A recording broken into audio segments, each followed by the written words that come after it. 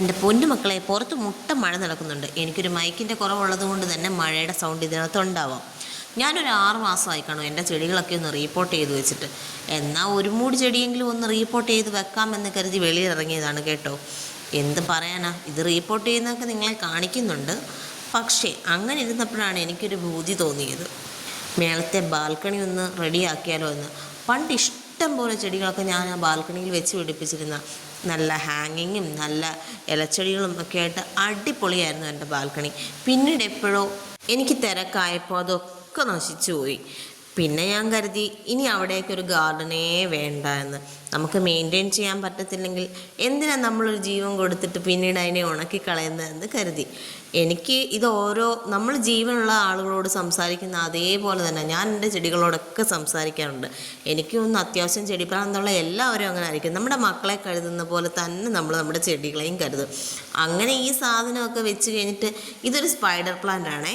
അങ്ങനെ ഇവനെയൊക്കെ നമ്മൾ വെച്ച് സെറ്റാക്കി ഇത്തിരി വെള്ളമൊക്കെ അങ്ങോട്ട് ഒഴിച്ചു കൊടുത്തിട്ട്, ഞാൻ പറഞ്ഞിട്ടുണ്ടല്ലോ, നേരത്തെ തന്നെ ഞാൻ പറഞ്ഞിട്ടുണ്ട്, നമ്മൾ ഏത് ചെടി റിപ്പോർട്ട് ചെയ്താലും വെള്ളം ഒഴിച്ച് വെക്കണം. പിന്നീട് ഒരു 3-4 ദിവസത്തേക്ക് അതിന് വെള്ളം ഒഴിച്ച് കൊടുക്കാനും പാടില്ല, അല്ലെങ്കിൽ അതിൻ്റെ വേരുകളൊക്കെ ചീഞ്ഞു പോവേ.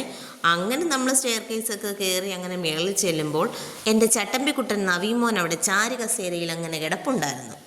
ആ ചാരുകസേര അതിനൊരു കഥയുള്ള ചാരുകസേരയാണ് കേട്ടോ.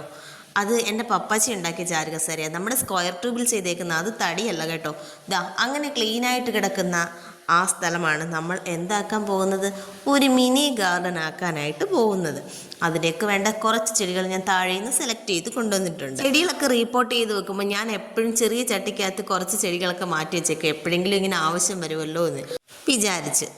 നമ്മൾ സാധാരണ ചെയ്യുന്ന പോട്ടി മിക്സ് തന്നെയാണ് കേട്ടോ. ഞാൻ പോട്ടി മിക്സിൻ്റെ ഒരു വീഡിയോ ഇട്ടിട്ടുണ്ട്, കണ്ടിട്ടില്ലാത്തവരൊക്കെ എൻ്റെ ചാനലിൽ പോയി കാണണേ. അങ്ങനെ ആ പോട്ടിംഗ് മിക്സൊക്കെ ചട്ടിക്കകത്തിലാക്കുന്നു. ചെടികൾ ഓരോന്നോരോന്നായി ഞാൻ സെറ്റ് ചെയ്യുന്നു. അപ്പോൾ ഇന്ന് മക്കളുള്ളതുകൊണ്ട് ഇന്ന് അവരാ വീഡിയോ എടുത്ത് തന്നെ കേട്ടോ. ചെടികളെയും പ്രകൃതികളെയും കിളികളെയൊക്കെ ഇഷ്ടപ്പെടുന്ന ഒരുപാട് പേരുണ്ടല്ലോ നമ്മുടെ ഭൂമിയിൽ. ആ കൂട്ടത്തിലൊരാളാണ് ഞാൻ കേട്ടോ. ഈ ചെടി വെച്ച് തുടങ്ങുന്ന സമയത്ത് ഞാൻ അമ്മയോട് പറയുമായിരുന്നു, ഞാൻ എന്തിനാ ഈ ചെടി വെക്കുന്നത് അറിയാമോ, ഞാനങ്ങ് മരിച്ചു പോയാലും ആരെങ്കിലും ഇവിടെ വരുമ്പം ഈ ചെടികളൊക്കെ നിൽക്കുന്ന കാണുമ്പോൾ പറയണം, അയ്യോ ആ പാവം പിടിച്ച സൂര്യ വെച്ചതല്ലേ എന്ന്. പിന്നീടാണ് ഞാൻ വീഡിയോകളൊക്കെ ചെയ്യാൻ തുടങ്ങിയത്. അപ്പം ഞാനിപ്പോൾ അമ്മയോട് പറയും, അമ്മ, ഞാൻ ജീവനോടെ ഇരുന്നപ്പോൾ ഞാൻ പച്ചയായ മനുഷ്യനായിട്ട് നടക്കുന്ന കുറച്ച് സീനൊക്കെ നിങ്ങൾക്ക് കാണാമല്ലോ, ഞാനങ്ങ് മരിച്ചു പോയാലും. അത് കേൾക്കുമ്പോൾ അമ്മ പറയും, പെണ്ണിൻ്റെ നാക്കിനെല്ലില്ല ഓരോരോ വർത്താനം പറഞ്ഞ് സമയം പോയതറിഞ്ഞില്ല. പോയി കുളിച്ചിട്ടെന്നാൽ നമുക്കിനി നാളെ അത് സെറ്റ് ചെയ്താലോ. ഓക്കേ.